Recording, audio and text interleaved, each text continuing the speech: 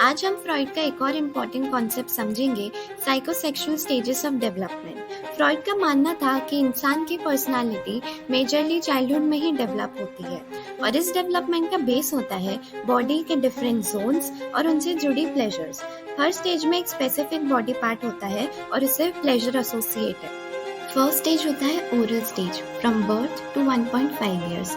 इस स्टेज में बेबी का मेन प्लेजर सोर्स होता है माउथ। जब बेबी कुछ मुंह में डालता है तो उसको कंफर्ट मिलता है।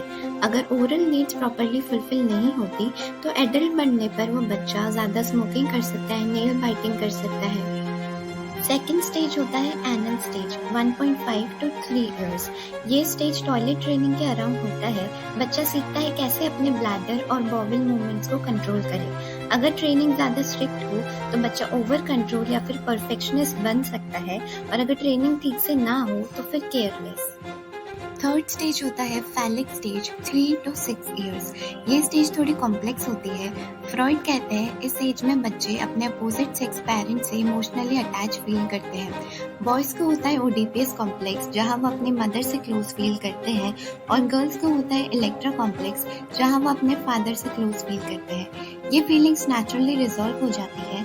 अगर कॉन्फ्लिक्ट रिजॉल्व ना हो तो बड़े होकर हो सकता है गिल्ट, कंफ्यूजन इन रिलेशनशिप्स या फिर sexual identity issues. Fourth stage होता है लेटेंसी स्टेज, 6 to 12 इयर्स।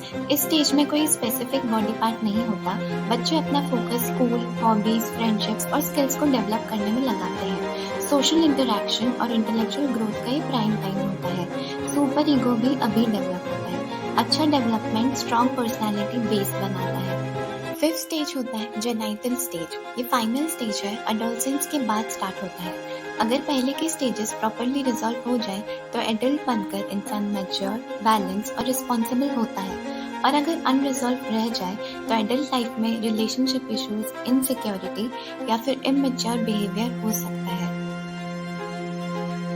तो ये थ्योरी हमें ये सिखाती है कि अगर चाइल्डहुड में कुछ इश्यूज रिजॉल्व ना हो तो वो बड़े होके हमारी एडल्ट लाइफ में हमें दिक्कत दे सकते हैं।